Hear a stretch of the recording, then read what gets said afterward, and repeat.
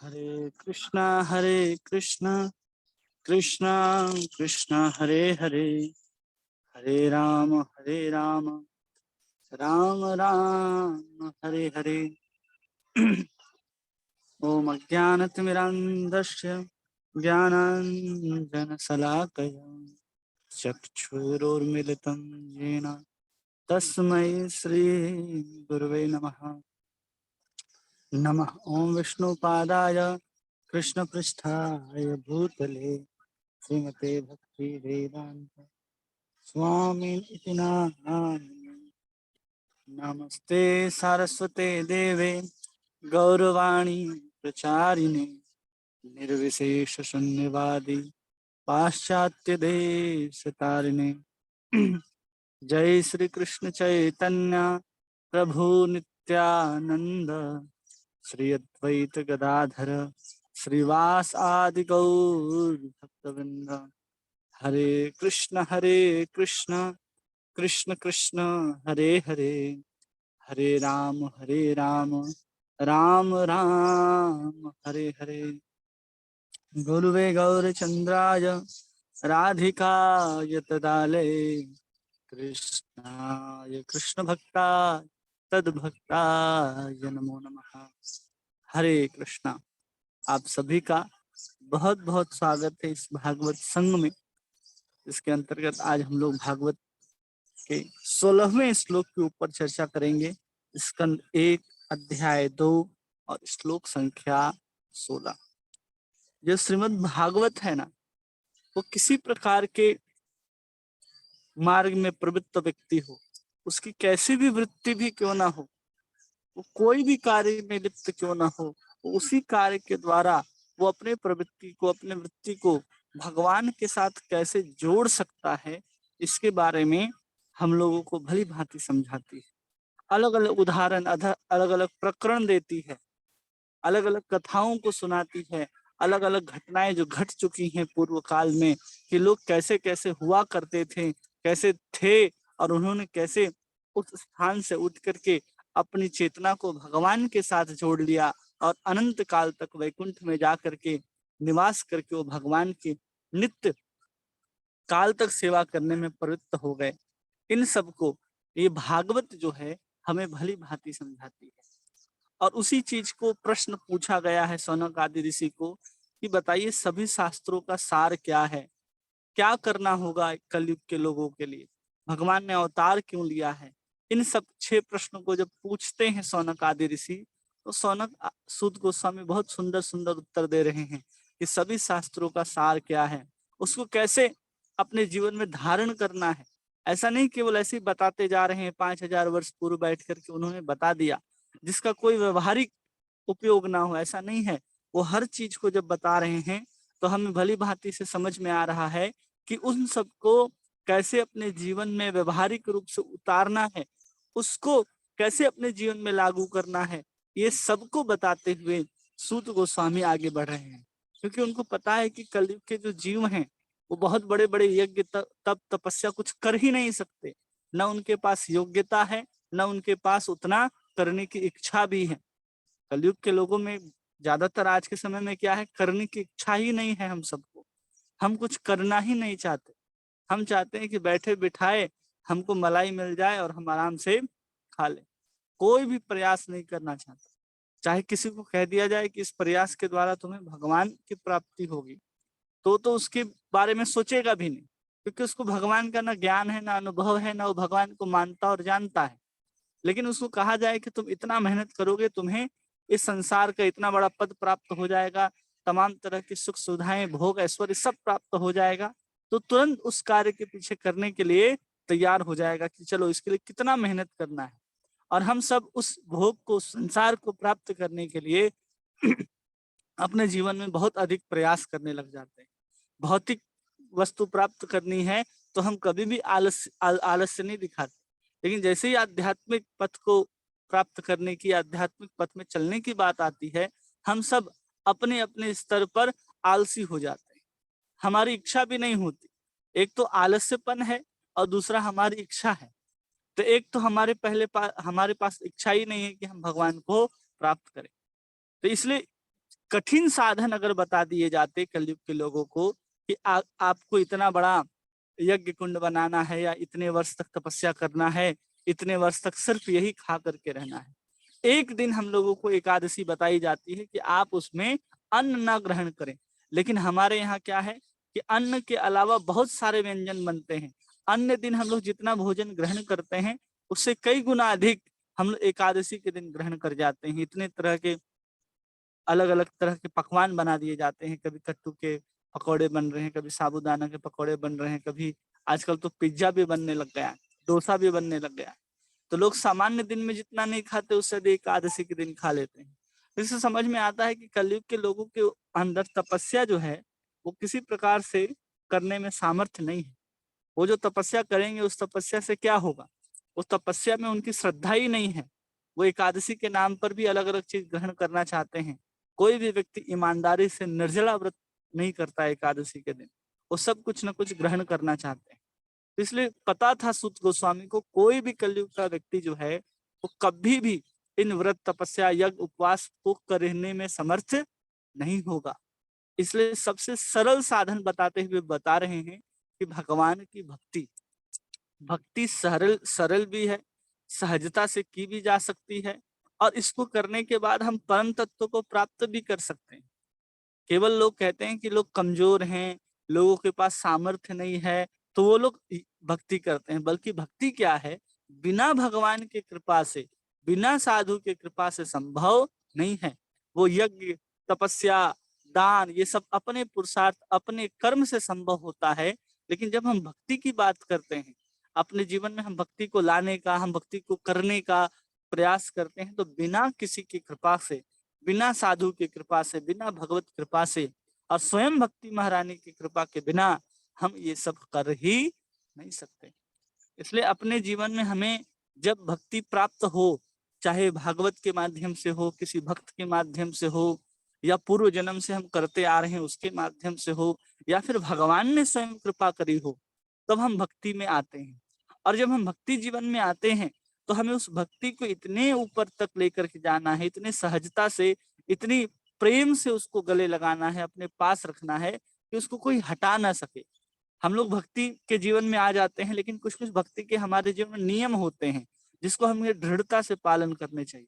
वो नियम को, उन आदेशों को जो हमारे गुरुजन हम लोगों को आदेश देते हैं, हम लोग उनका पालन उस दृढ़ता के साथ नहीं कर पाते, बल्कि हम अपने अनुसार कुछ कार्य में लगे रहते हैं।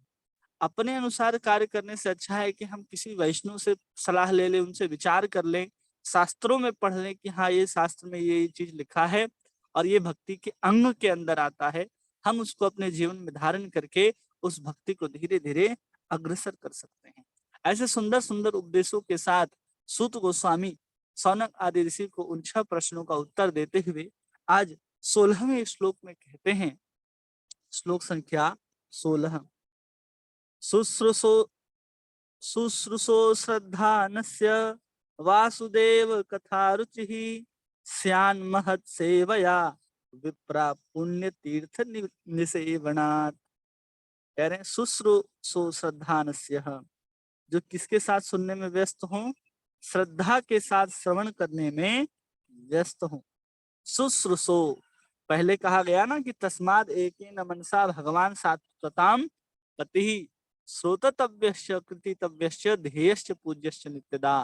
तो वहां जिसकी बात की जा रही थी कि हमें क्या करना है, सर्वप्रथम भगवान के बारे में श्रवण करना है, और उसी को यहाँ पर कहा जा रहा है शुश्रूषो, ध्यान श्रवण में व्यस्त हो, जो निरंतर श्रवण करता हो, जिनके श्रवण समुद्र समाना। कहते हैं ना कि हनुमान जी के बारे में कि वो इतना सुनते हैं कि समुद्र के समान सुनते हैं, और हम लोग थोड़ा सा सुनते हैं और लगता है कितना हो रहा है, कितना ज्यादा बताया जा रहा है। तो ऐसा नहीं है। इसलिए यहाँ पर कहा जा रहा है सुश्रुसो, सुनने में जो व्यस्त हो, मतलब अन्य कार्य में जैसे हम भौतिकता के कार्यों में लिप्त रहते हैं, उन भौतिकता के कार्यों में लिप्त न रह करके वो केवल भगवान की कथाओं को सुनने में क्या हो, व्यस्त हो। कैसे व्यस्त हो, तो कह रहे श्रद्धा नस्य, श्रद्धा पूर्वक सुनता हो। ऐसे सामान्य ऐसे ही नहीं श्रवण करने बैठ गया और सुनने लग गया, अश्रद्धा के साथ, ऐसा नहीं, श्रद्धा के साथ कि हमारे कृष्ण की, हमारी प्रियतम की बात कही जा रही है और हम उसको वहां पर बैठ करके श्रवण कर रहे हैं, उसमें वो आनंद लेता है, उसमें वो अपने रुचि को दिखाता है, तब समझना चाहिए कि हाँ, वास्तविक में हम श्रद्धा के साथ सुन रहे हैं। जैसे ही हमारे अंदर श्रद्धा आ जाती है, हमें भागवत सुनने में आनंद आने लगता है। बहुत अधिक कल्पना करने का या विचार करने की आवश्यकता नहीं है। जैसे ही हम कथा को सुनने बैठे और जैसे ही कथा बहने लगे और हमें आनंद आने लग जाए, थोड़ी सी भी श्रद्धा होगी, हमें आनंद आएगा। वो श्रद्धा ही है जो हमें आनंद की ओर खींचेगी। वो श्रद्धा ही हमारे पास एक ऐसा बीज है जो प्रेम की तरफ बढ़ता है। इसलिए हमें श्रद्धा के साथ, भागवत तो गीता में भगवान तो कहते हैं कि श्रद्धा के बिना कोई भी कार्य किया जाए, यज्ञ हो, दान हो, तप हो, वो सब निष्फल जाते हैं। इसलिए अपने जीवन में श्रद्धा का होना बहुत जरूरी है और हम सबके अंदर श्रद्धा है। नित्य सिद्ध कृष्ण प्रेम साध्य कबू नाय, श्रवण कीर्तन आदि शुद्ध चित्ते करे उदय, कि हमारे अंदर जो कृष्ण का प्रेम है वो सुप्त अवस्था में अवस्थित है। हमें उसको कभी भी कहीं से बाहर से लाने की आवश्यकता नहीं है। वही कृष्ण प्रेम जो है इस संसार में आने के बाद काम के रूप में परिवर्तित हो गया और काम के रूप में परिवर्तित होने के बाद हम उसी को, अपने श्रद्धा को, उसी प्रेम को हम क्या कर रहे हैं, किसी अन्य व्यक्ति, किसी अन्य वस्तु, किसी अन्य देवी देवता के प्रति लगा करके, समर्पित करके हम लोगों ने रखा है। अगर उसी श्रद्धा को हमें सिर्फ कृष्ण के प्रति लगाना है, जो श्रद्धा अपने माता पिता पुत्रों के प्रति है, भोग के वस्तुओं के प्रति है, अपने मोटरसाइकिल, कार, मोबाइल, किसी के भी प्रति है, वही सब श्रद्धा को उठा करके सिर्फ आपको कृष्ण के ऊपर लगाना है। जिस श्रद्धा के साथ आप किसी ऐसे व्यक्ति को सुनते हैं जो भोग की बातों को बताता है, जो आपको संसार में लिप्त करने के लिए प्रेरित करता है, तो आप कैसे कान दे करके सुनते हो उसको, वैसे ही अगर हम श्रद्धा के साथ कृष्ण की कथा को निरंतर सुनने में व्यस्त रहें, तो उसी को कह रहे हैं यहाँ पर श्रद्धा, श्रद्धा पूर्वक सुनना चाहिए। श्रद्धा सबके पास आती है। श्रद्धा अगर कोई धीरे धीरे साधु का संग भी करे तो उसके अंदर श्रद्धा की जागृति हो जाती है। कोई एक दो बार भागवत का पाठ भी कर ले तो उसके अंदर श्रद्धा आ जाती है। कोई मंदिर में चला जाए, भगवान के सुंदर सुंदर विग्रह को देख ले कि हाँ, एक तरफ गौर निताई दोनों हाथ लंबे करके ऊपर करके खड़े हैं, बीच में सुंदर राधा श्याम सुंदर ललिता विशाखा के साथ खड़े हैं, और एक तरफ आ जाए तो देखिए यहाँ पर सुंदर जगन्नाथ बलदेव सुभद्रा का स्वरूप है।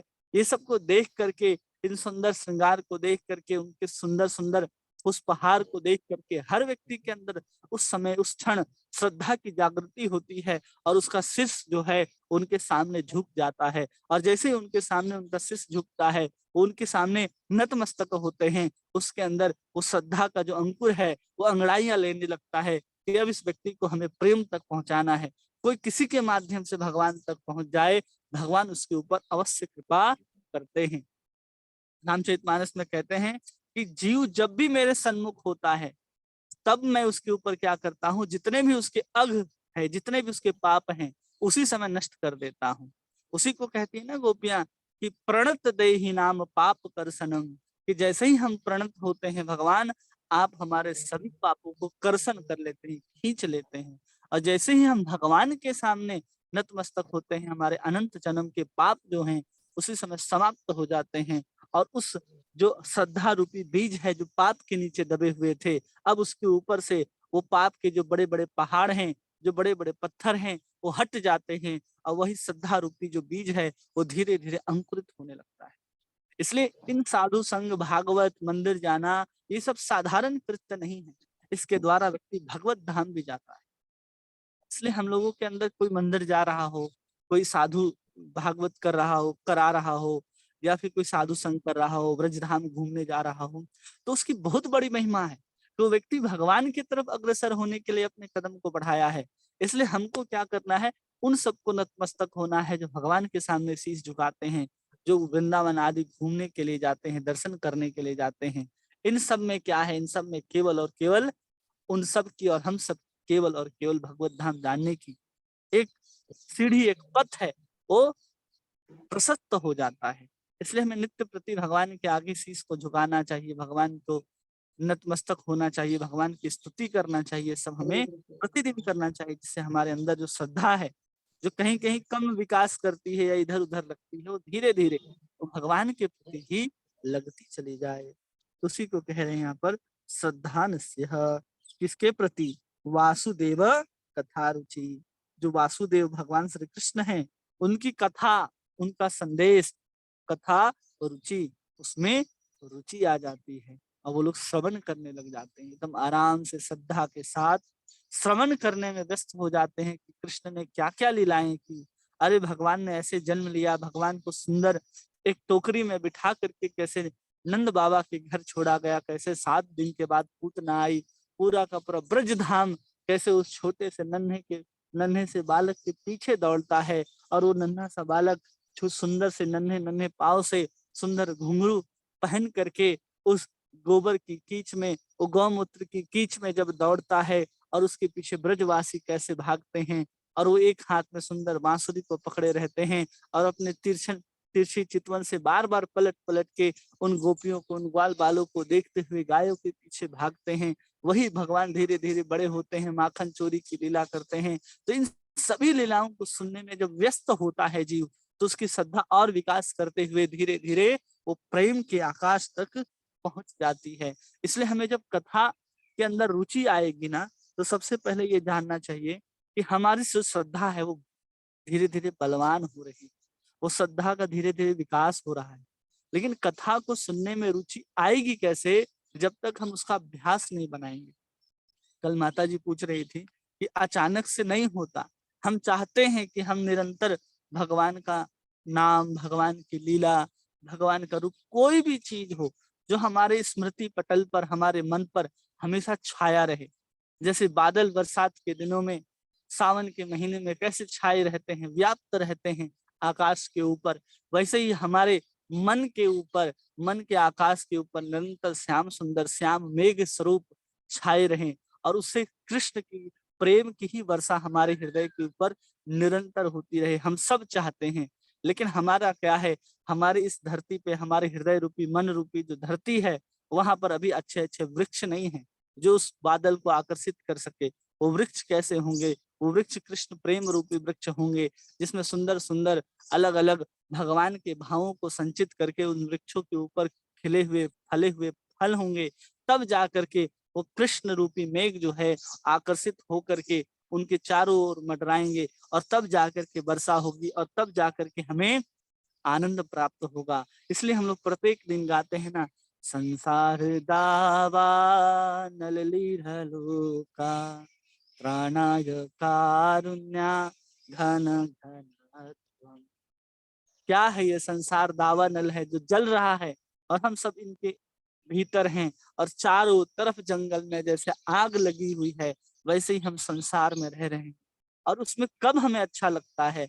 जब हमारे ऊपर संसार दावानल ललड़ी का, उसके ऊपर घना घनत्वम, जो सुंदर बादल आकर के व्याप्त हो जाते हैं, और कृष्ण की कथा, कृष्ण की प्रेम, कृष्ण की नाम की जब बरसात होने लगती है, तो इस संसार रूपी जहाँ पर दावा नल लगा है, उसमें भी हम बहुत शांति को, बहुत सुखद अनुभव करते हैं। और उन भगवान के प्रति, जैसे हमेशा जो बरसात के दिन में, जैसे किसी को बारिश की इच्छा हो, कोई किसान हो, तो कैसे टकटकी लगा करके उस बरसात की ओर देखता रहता है कि कब बारिश हो, और हम उसको ग्रहण करने में, हम उसको अपने खेतों तक पहुंचाने में व्यस्त रहें, कार्य में लग जाएं। उसी तरह जैसे ही कथा शुरू होती है, जैसे ही कहीं नाम कीर्तन शुरू होता है, हर भक्त जिसके अंदर थोड़ी सी भी श्रद्धा है, वो लग जाता है कि उस नाम को हम अपने हृदय के अंदर धारण कर लें, उसको हम हृदय रूपी खेत में ले जाएं, ताकि हमारा जो श्रद्धा रूपी बीज है वो धीरे धीरे अंकुरित होने लगे। उसके लिए वो व्यस्त रहता है, शुश्रूषो, कि अपने आप को व्यस्त रखता है,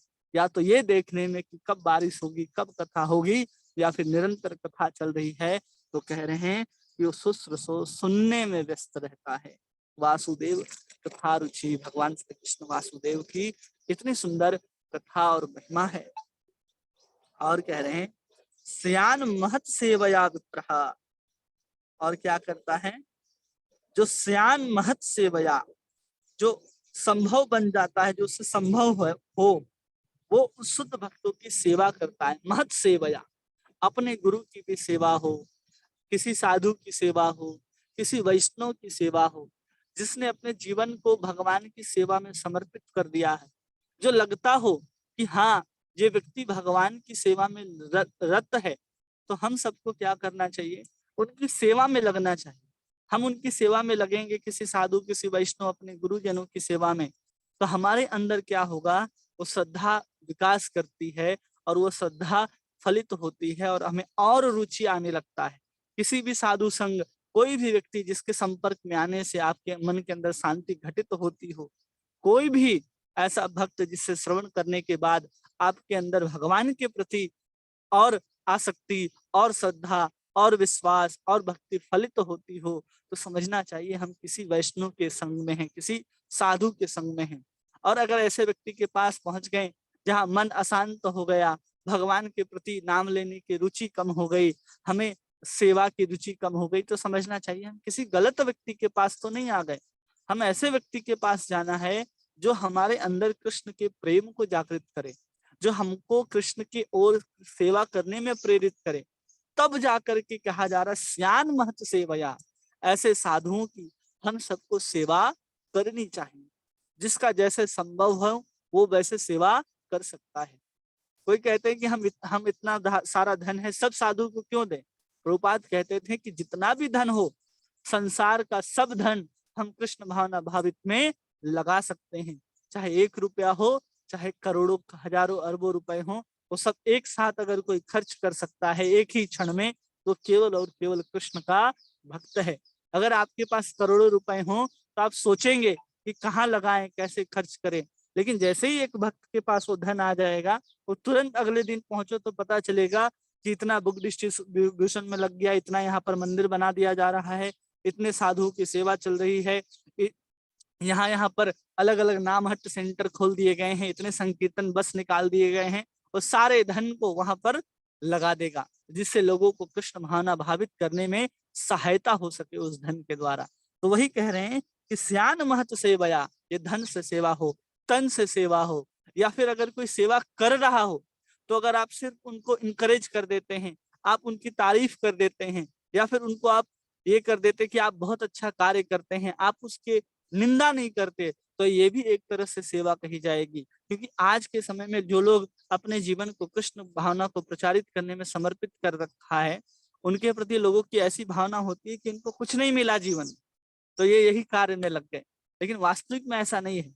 केवल उनको कोई प्रोत्साहित कर दे कि आप बहुत अच्छा कार्य को कर रहे हैं, आप कोई धन न दे, कोई सेवा न करे, केवल अपने जिह्वा से उनकी तारीफ भी कर दे, तो उनको भी पुण्य प्राप्त हो जाता है। और ऐसे साधारण व्यक्ति, जैसे हम लोग कभी कभी गीता डिस्ट्रीब्यूशन में जाते हैं, सड़क के किनारे खड़े होकर के एक एक व्यक्ति को जब गीता देते हैं, तो कई लोग होते हैं जो नहीं खरीदते हैं गीता, कई लोग हैं जो खरीदते हैं। वो उनके मुंह से उसी समय शराब की गंध आ रही होती है, वो सिगरेट पी रहे तो वो महक रहा होता है, फिर भी वो जब गीता को अपने हाथ में पकड़ते हैं और कहते हैं कि आप लोग बहुत अच्छा काम कर रहे हैं, वही कहने मात्र से वो देखिएगा किसी न किसी दिन आपको मंदिर में माला लेकर के बैठा हुआ दिखाई देगा। केवल उतनी ही सुकृति से वो कहीं पर भक्त बन जाता है। इसलिए हम लोग सोचते हैं कि अरे ये तो शराब पी रहा है या दारू पी रहा है, ये क्या करेगा। ये सब महत सेवा के अंतर्गत आता है कि हम किसी को कृष्ण की सेवा में लगा रहे हैं, या फिर किसी साधु की हम लोग सेवा कर रहे हैं। और उसके साथ क्या है, विप्रह, जो द्विजगण हो, जो ब्राह्मण हैं, उनकी भी हमें सेवा करनी चाहिए। किसी की अगर भगवान के प्रति रुचि हो गई, कथा के प्रति रुचि हो गई, लेकिन भक्त के प्रति, महत सेवा के प्रति रुचि नहीं आ रही है, तो समझना चाहिए कथा सुनने का केवल और केवल दिखावा कर रहा है। वो केवल सुन रहा है, उसके अंदर इस कान से आ रहा है, इस कान से जा रहा है, कोई परिवर्तन नहीं आ रहा है। जब तक परिवर्तन आएगा तो परिवर्तन सेवा के रूप में दिखाई देगा। हम लोग लगातार बैठ करके अगर नाम जप करते रहते हैं और कोई कह दे कि प्रभु जी थोड़ा सा, या माता जी थोड़ा सा सब्जी काटना है, या फूल की सुंदर माला बनानी है, तो हम लोग तुरंत कहते हैं अरे अभी तो माला बाकी है, या फिर ये हम अभी कर ही रहे हैं। ऐसा हम लोग बात बोल करके उस बात को टालना चाहते हैं।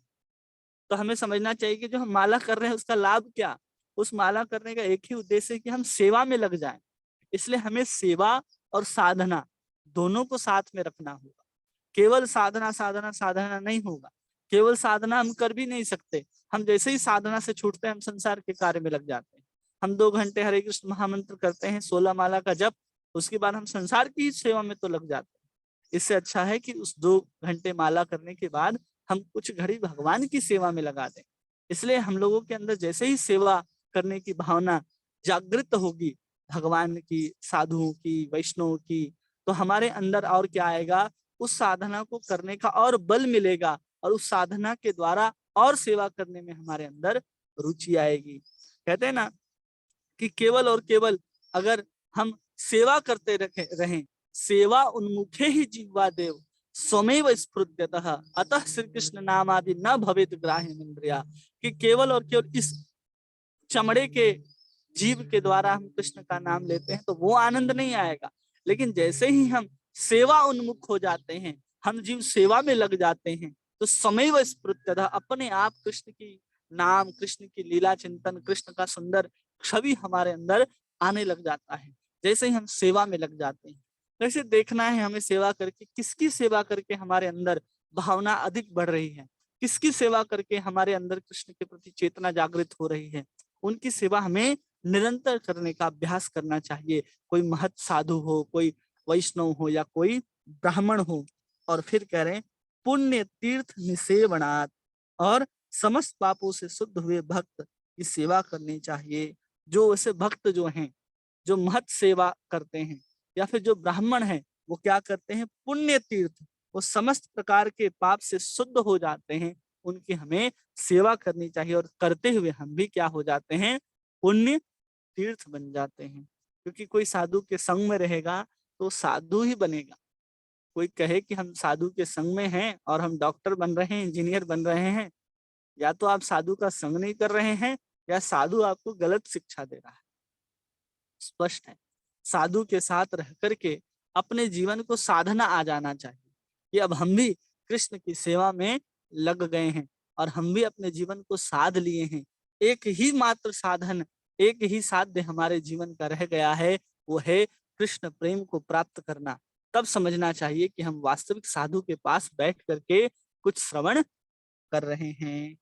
तो इसी श्लोक में ये कह रहे हैं शुश्रूषु श्रद्धानस्य वासुदेव कथा रुचि स्यान महत सेवया विप्रा पुण्य तीर्थ निसेवना, कि हमें क्या करना है, श्रद्धा के साथ भगवान वासुदेव में कथा की रुचि लानी है, किसी महत सेवा करनी है, किसी वैष्णव की सेवा, किसी विप्र की सेवा करनी है, जिससे हम और वो जो कर रहा है सेवा, उन सब क्या हो जाएं, पाप से मुक्त हो जाएं। और देखिए यहाँ पर कह रहे हैं अनुवाद में, हे द्विज, जो समस्त पापों से पूर्ण रूप से मुक्त है। कौन मुक्त है? जो भगवत सेवा में लगा है, या फिर जो भगवान की सेवा में लग चुका है, जिसको हम महत महत कहते हैं, महत सेवया। और उनकी सेवा करने से महान सेवा हो जाती है। अगर कोई भगवान के भक्तों की सेवा करता है तो उनकी सेवा करने से महान सेवा हो जाती है। ऐसी सेवा से श्री वासुदेव की कथा सुनने के प्रति लगाव आ जाता है। किसी भी साधु के संग में जाएंगे तो हमें कथा के प्रति लगाव आ जाएगा। इसलिए हमें उनकी सेवा करते रहनी चाहिए, जो समस्त पापों से मुक्त होते हैं। पाप तो दिखाई देता है लेकिन पाप उसको छू नहीं पाता।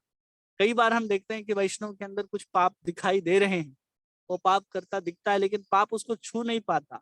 उसके अभ्यास के कारण, उसके संस्कार के कारण वो दिखाई दे रहे हैं। लेकिन अभी वो आराम से लेकर के भगवान का सुंदर हरे कृष्ण कृष्ण कृष्ण हरे हरे, हरे राम राम राम हरे हरे, ऐसा सुंदर नाम को ले रहा है। तो समझना चाहिए वो समस्त पापों से मुक्त है। और उन सबकी सेवा करने से हमारे अंदर वासुदेव भगवान कथा की प्रति रुचि जागृत होगी। तात्पर्य में प्रभुपाद कहते हैं कि जीव के बद्ध जीवन के कारण भगवान के विरुद्ध विद्रोह है। हम सब जीव हैं और बद्ध जीवन में होने के कारण, हम अपने आप को ही कर्ता समझने के कारण, हम अपने आप को भगवान का अंश नहीं समझ पाते, हम अपने आप को आत्म तत्व नहीं समझ पाते, हम स्वयं को शरीर समझते रहते हैं। इसलिए हमेशा हम भगवान से विद्रोह करते रहते हैं कि भगवान जैसे परम भोक्ता हैं, वैसे ही हम इस जीवन, इस बद्ध जीव में आकर के हम अपने आप को ही भोक्ता समझने लग जाते हैं। वास्तविक में भोक्ता कौन है? वास्तविक में भगवान कहते हैं कि हम ही हैं भोक्ता, राम ये तपसाम सर्वलोक महेश्वरम, जो भी है उन सब का भोक्ता मैं एकमात्र भोक्ता हूँ। लेकिन हमें लगता है कि अब हम भोक्ता बन जाएंगे, अब हम ही भोक्ता हैं। क्यों? क्योंकि हम बद्ध जीवन में आ जाते हैं, हम अपने शरीर को ही सब कुछ समझते समझते हम कभी भी कृष्ण के प्रति जो रुचि दिखानी चाहिए, सेवा दिखानी चाहिए, उसको छोड़ करके हम अपने आप को ही भोक्ता मानते हैं। इसलिए हमारा विद्रोह जो है वो हमेशा भगवान के खिलाफ चलता रहता है, विरुद्ध चलता रहता है। कुछ ऐसे व्यक्ति हैं जो देव कहलाते हैं और कुछ ऐसे व्यक्ति हैं जो असुर कहलाते हैं। संसार में दो प्रकार के लोग हैं, कुछ को असुर कह सकते हैं, कुछ को सुर कह सकते हैं, देव और असुर। जो अच्छे लोग होंगे उनको देव कहे जाएंगे, जो बुरे लोग होंगे उनको असुर कहे जाएंगे। अब यहाँ पर कहते हैं प्रभुपाद कि क्योंकि ये परमेश्वर की सत्ता के विरुद्ध रहते हैं। कौन? जो परमेश्वर के सत्ता के विरुद्ध रहते हैं वो सब असुर कहे जाते हैं। क्यों? वो भगवान के प्रति, भगवान के विरुद्ध अपने ही आचरण को करते रहते हैं, वो भगवान को नकारते रहते हैं, अपने ही कुछ ना कुछ प्रकल्प, अपने ही कुछ ना कुछ ऐसे प्लान को बनाते रहते हैं जिससे वो सुखी होना चाहते हैं। लेकिन वास्तविक में क्या है कि वो भगवान के खिलाफ रचा हुआ एक षड्यंत्र है। अगर माता जी आपको कोई सुंदर रोटी बना करके दे और पुत्र कह दे कि नहीं हम अपने हिसाब से रोटी बनाएंगे, ना उसको रोटी बनानी आती है, ना उसको पता है कैसे बनाना है, कौन देगा, और तुरंत पहुंच जाए किचन में और बोले कि हम बनाएंगे, तो जो माता है, माता ने प्रेम से जो रोटी बना करके उसके सामने परोसा है, उसको खाने से इनकार कर दे तो कैसा लगता होगा? ये तो विद्रोही जैसा हो गया। तो वैसे ही भगवान ने हमें सुंदर प्रकृति, सुंदर शरीर दिया है जिसके द्वारा हम कृष्ण की सेवा कर सकें, इस प्रकृति, इस जंजाल से निकल सके जहां हमें बार बार जन्म मृत्यु जरा व्याधि से निकलना में आना पड़ता है।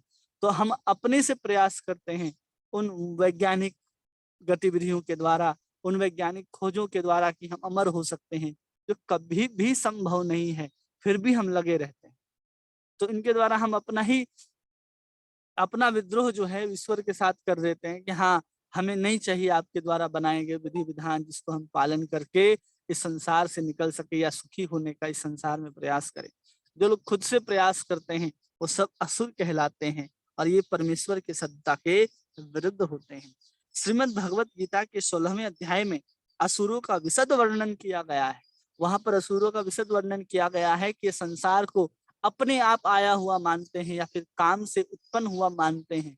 कोई ईश्वर नहीं, कोई नियंता नहीं, कर्म का कोई खेल नहीं, ये सब कुछ जो मानते हैं वो सब असुर हैं। पूरा वर्णन 16वें अध्याय में गीता में कहा गया है, जिसमें कहा गया है कि जन्म जन्मांतर अज्ञान के निम्नतर अवस्थाओं में रखा जाता है। जो असुर होते हैं वो कभी भी न चाहते हुए भी कृष्ण की सेवा में क्यों नहीं आ पाते? क्योंकि वो जब ईश्वर के सत्ता के प्रति विरुद्ध करते हैं और गलत आचरण करते हैं, सब कुछ काम से ही उत्पन्न हुआ समझते हैं और निरंतर 24 घंटे भोग में लिप्त रहते हैं, तो भगवान कहते हैं कि मैं निरंतर उनको कहाँ डालता रहता हूँ? अधम योनियों में डालता रहता हूँ। वो या तो किसी ऐसे जंगल में जा करके जन्म लेगा जहां पर उसको कपड़ा वपड़ा पहनना भी ना आए, या फिर वो किसी निम्न योनि में जा करके, अधम योनि में जा करके जन्म लेता है।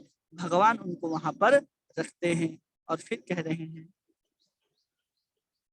वे निम्न पशुओं में गिर जाते हैं जिनसे वह परम सत्य भगवान की कोई जानकारी नहीं। जो असुर होते हैं वो धीरे धीरे और नीचे चले जाते हैं, और नीचे चले जाते हैं अपने कृत्यों के कारण, अपने विरोध के कारण, अपने भोग के कारण, अपने पाप आचरण के कारण वो नीचे चले जाते हैं और परम सत्य का उनमें कोई ज्ञान नहीं हो पाता है।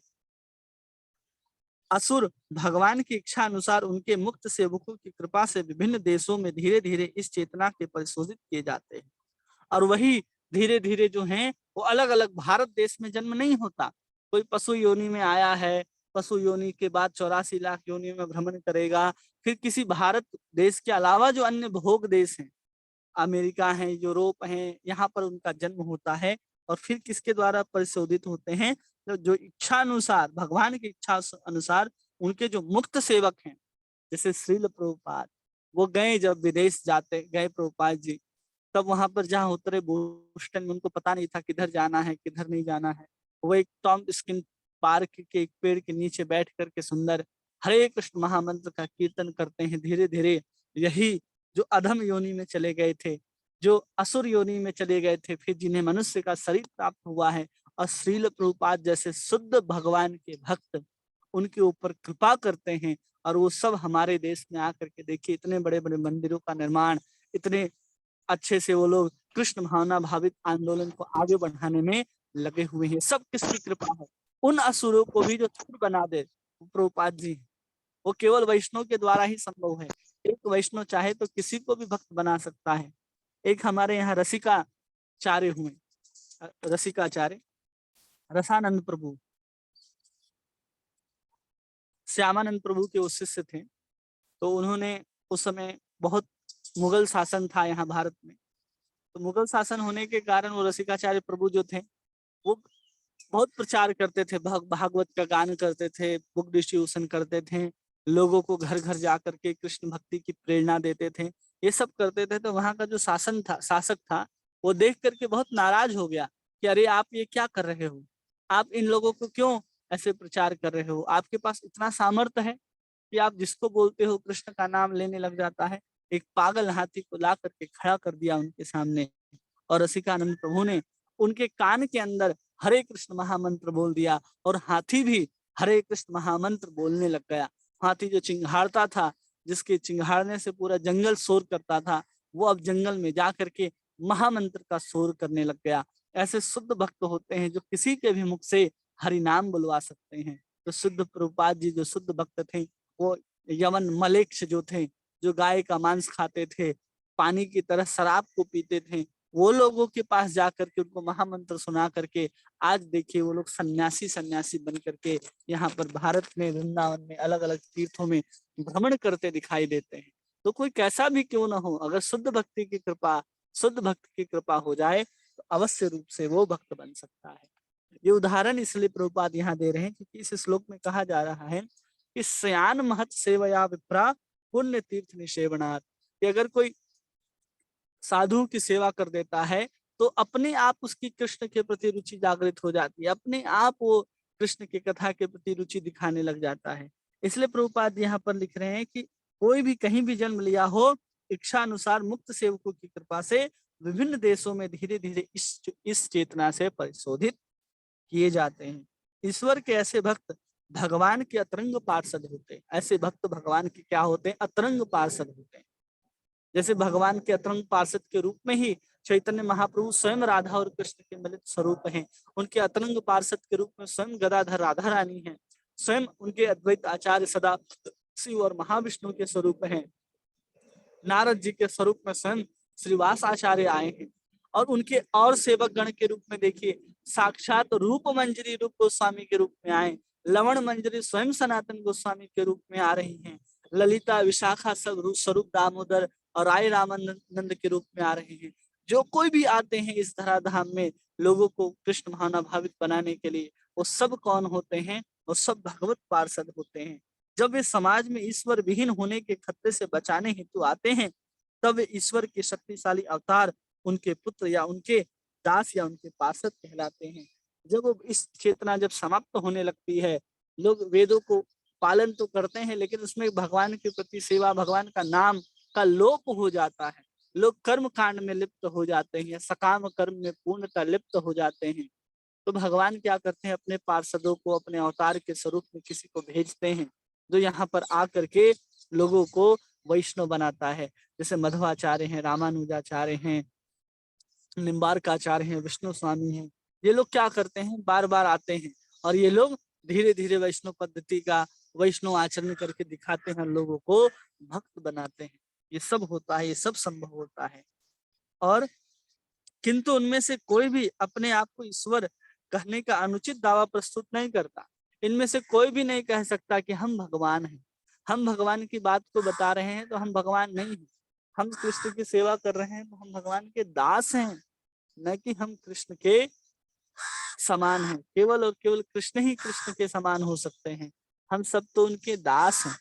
कोई भी भगवत प्रचारक, कोई भी व्यक्ति जो ऊपर से उतर करके आया हो, लोगों को कृष्ण भावना भावित चेतना देता हो और कहे कि हम ही भगवान हैं, तो आप उससे दूर हो जाओ। भगवान नहीं हो सकता।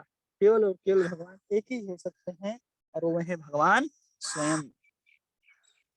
और कह रहे हैं यह तो असुरों द्वारा घोषित निंदा है, और ऐसे असुरों ने दानवी अनुयायी को ही बहुरूपियों को ईश्वर के अवतार मान लेते हैं। जो असुर होते हैं वही क्या करते हैं, अपने जीवन में किसी व्यक्ति को भगवान मान लेते हैं, किसी भी व्यक्ति को भगवान मान लेते हैं, कोई भी अवतार को अवतारी बता देते हैं कि ये तो कल की अवतार है, ये तो भगवान विष्णु के अवतार हैं, तो वो सब असुर कहे जाते हैं। आप खुद से विचार कर लो, जो लोग मनुष्य को भगवान मान करके उनकी सेवा अर्चना करने में लगे हुए हैं और उनको भगवान ही मानते हैं कि यही सब कुछ है, तो समझना चाहिए कि असुर ही हैं। असुर ही ऐसे करते हैं कि किसी भी साधारण व्यक्ति को वो भगवान बना करके भगवान की पदवी दे देते हैं। तो हमें उससे बचना चाहिए, ऐसे असुरों से जो किसी को भी भगवान मान ले। वो सब असुर हैं जो कृष्ण के अतिरिक्त किसी को भगवान मान, स्पष्ट रूप से। जब तक प्रमाणिक शास्त्रों में पुष्टि न की जाए तब तक किसी को ईश्वर या ईश्वर का अवतार नहीं मानना चाहिए। जब तक किसी शास्त्र में नहीं लिखा हो कि ये ईश्वर के अवतार हैं, और ईश्वर के अवतार के आने के पूर्व ही सब कुछ लिख दिया जाता है कि इसके माता कौन होंगी, पिता कौन होंगे, स्थान कौन होगा, इसके कार्यकलाप क्या होंगे, इसकी शारीरिक गठन क्या होगी, ये दिखता कैसा होगा, ये किस किस कार्य को करेगा, ये सब कुछ लिखा होता है। लेकिन आज के समय में जो तथाकथित भगवान हैं, वो अपने आप को केवल धन ऐश्वर्य बटोरने में लगे हैं और अपने सुख सुविधाओं को बढ़ाते जा रहे हैं। उनका कोई संबंध नहीं है किसी भगवान, किसी देवी देवता से। उन लोगों का किसी असुर से संबंध है, किसी राक्षस से, किसी शैतान से संबंध हो सकता है, लेकिन भगवान से संबंध नहीं होता। वास्तव में जो भक्त भगवत धाम जाने के इच्छुक हैं, उन्हें भगवान के सेवकों का भगवान के समान ही आदर करना चाहिए। जो भगवत धाम जाने के इच्छुक हैं, उनको भगवान के सेवकों का भगवान के समान ही आदर और सम्मान करना चाहिए। ऐसा नहीं कि ये भक्त हैं तो हम भगवान से उनको कम समझे। सम्मान करने के लिए सिर्फ भगवान के समान उनको सम्मान देना है, लेकिन अपने अंदर ही हमेशा चेतना को बनाए रखना है कि भक्त और भगवान ये दोनों क्या हैं, भगवान भगवान है और भक्त जो है भगवान के दास हैं। और दास होने के बाद भी यहाँ पर कहा जा रहा है कि हमें भगवान के सेवकों की भगवान के समान ही आदर करना चाहिए। ऐसा नहीं कि भक्त का आप नाम लेने लग जाएं, उसकी आप ऑल्टर में बैठा करके सेवा पूजा करने लग जाए, ऐसा नहीं।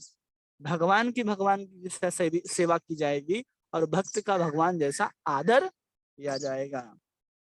श्री भगवान के ऐसे दास महात्मा या तीर्थ कहलाते हैं। ऐसे कोई दास हैं जो शुद्ध भक्त है, वो महात्मा कहलाते हैं या फिर तीर्थ कहलाते हैं। वे विशिष्ट देश काल के अनुसार उपदेश देते हैं। वो आपके योग्यता के अनुसार, जैसे हर व्यक्ति की अलग अलग स्थितियां होती हैं, अलग अलग उसका स्वभाव होता है, उसके अनुसार उसको शास्त्र के अनुसार उन सिद्धांतों को उनके सामने रखते हैं और उनके उस सिद्धांतों के बाद जो कुछ भी अलग से जो बताए जाते हैं वो सब उनकी परिस्थिति के अनुसार बताते हैं।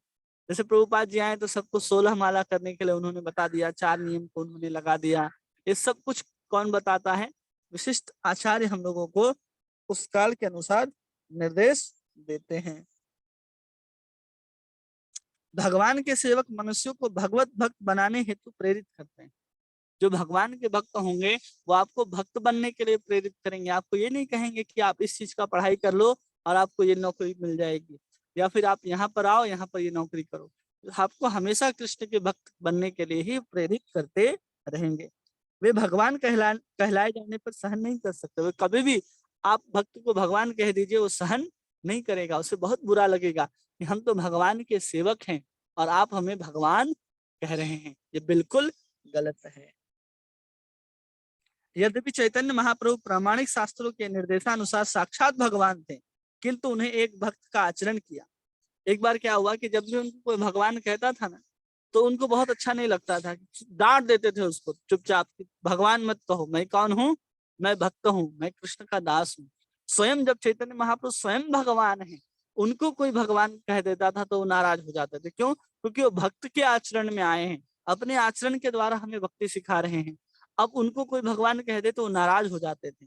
तो वही बता रहे हैं कि उनको पुकारते थे, किंतु अपने कानों को हाथों से बंद करके भगवान विष्णु का नाम उच्चारण करने लगते थे। अपने दोनों कानों को बंद कर देते थे और कृष्ण कृष्ण कृष्ण करने लग जाते थे कि हाँ भाई, हम भगवान नहीं हैं, हमें भक्त हैं, हम भक्त ही रहने दो। वे स्वयं को ईश्वर कहलवाने का कड़ा विरोध करते थे, यद्यपि वे निसंदेह साक्षात भगवान थे। भगवान हमें उन धूर्तों से आगाह करने हेतु ऐसा आचरण करते हैं। जो अपने आप को भगवान कहता है उन धूर्तों से बचाना चाहते हैं चैतन्य महाप्रभु कि तुम कभी भी किसी को भी कलयुग में अभी अवतार नाम नहीं मानो। अगर हम किसी को भी अवतार मान लेंगे तो हम निश्चित रूप से इस संसार में फंसने ही वाले हैं, और कोई उपाय नहीं है इस संसार में अगर हम कृष्ण के अतिरिक्त किसी और को भगवान मान रहे हैं। और अभी कोई अवतार आने वाला नहीं है जब तक कलयुग का अंत समय नहीं आता है, और कलयुग अभी 4,32,000 वर्ष का है, और जिसमें अभी केवल 5,000 वर्ष व्यतीत हुए हैं।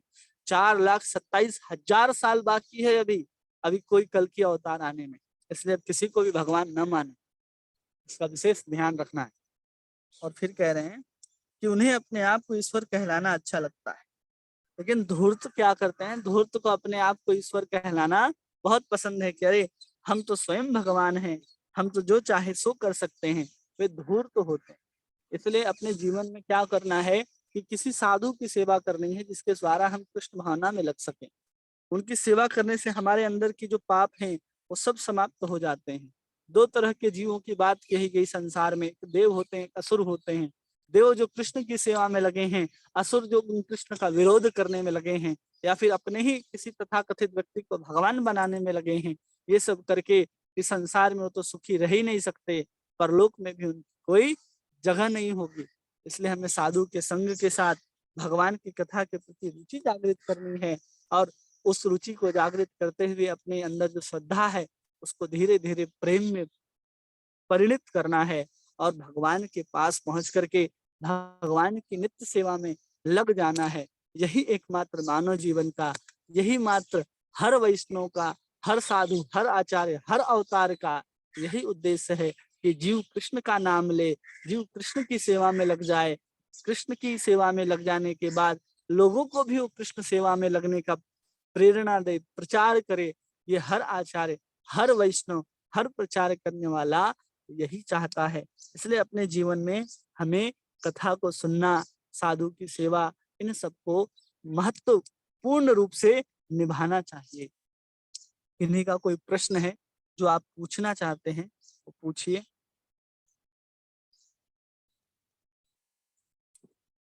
हरे कृष्णा।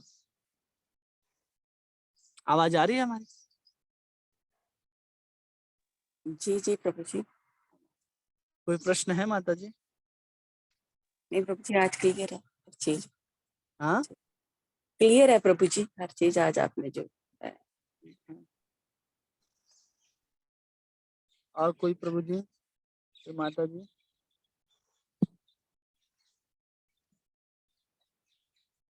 कोई प्रश्न नहीं? हरे कृष्णा प्रभु जी।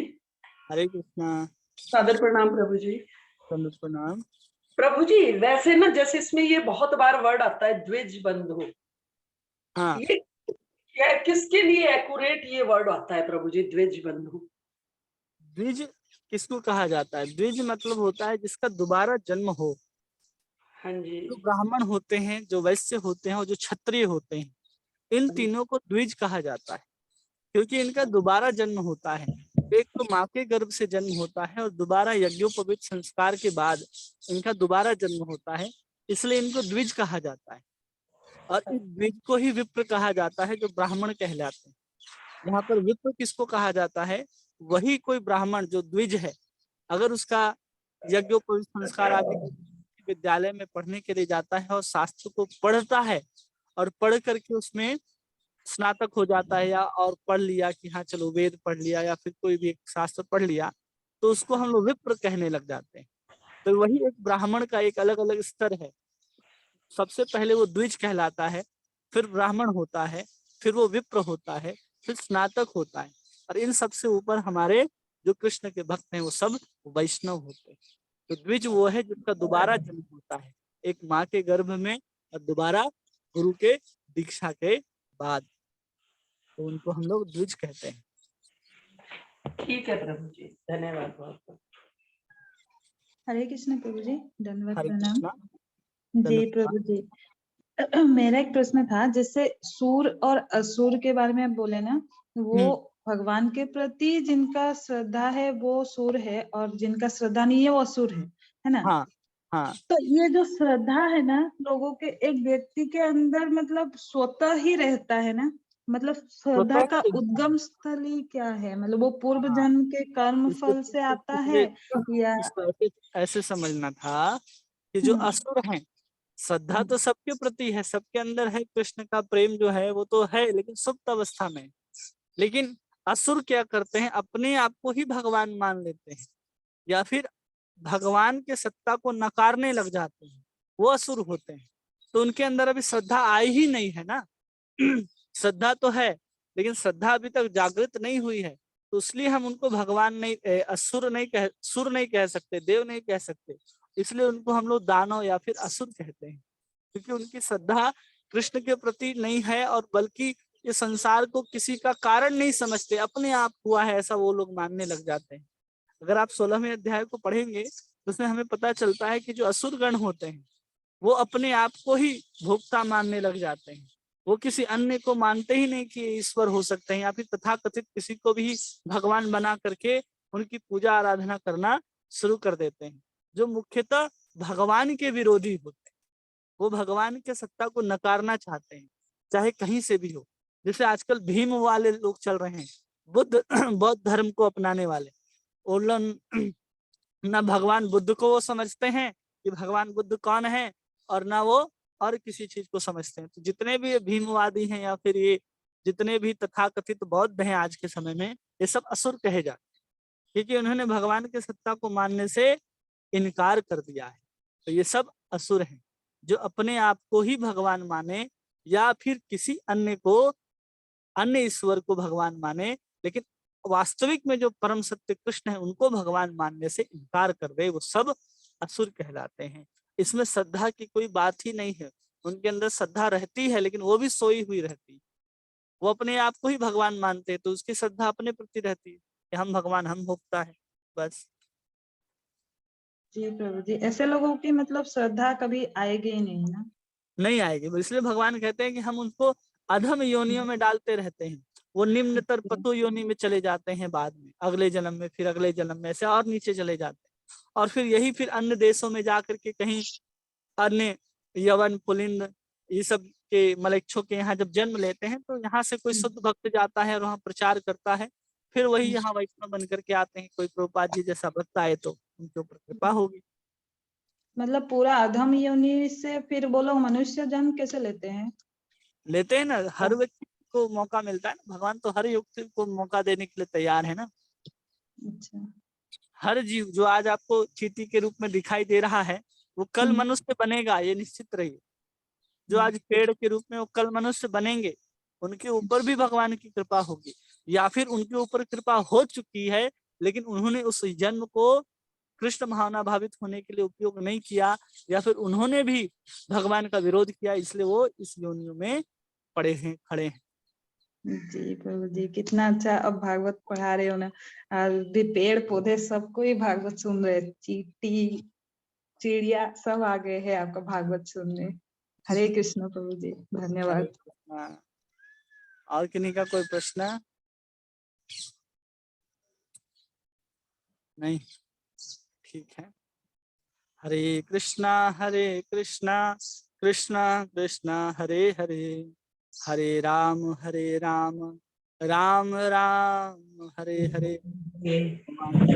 कल्पतरुभ्यश्च कृपातमोऽवहेव च पतितानां पावनेभ्यो वैष्णवेभ्यो अनंत कोटि वैष्णव वृंद की जय। नामाचार्य श्रील हरिदास ठाकुर की जय। हरे कृष्ण महामंत्र जय। श्री श्री गौर निताय भगवान की जय। श्री श्री दामोदर मास की जय। श्री श्री राधा दामोदर भगवान की जय।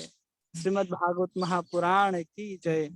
श्रील प्रभुपाद की जय। आप सभी का बहुत बहुत धन्यवाद। हरे कृष्णा। हरे कृष्ण प्रभु जी, दंडवत प्रणाम। हरे कृष्णा दंडवत प्रणाम। हरे कृष्णा प्रभु जी, दंडवत प्रणाम। दंडवत प्रणाम। हरे कृष्णा प्रभु जी, दंडवत प्रणाम। हरे कृष्णा दंडवत प्रणाम।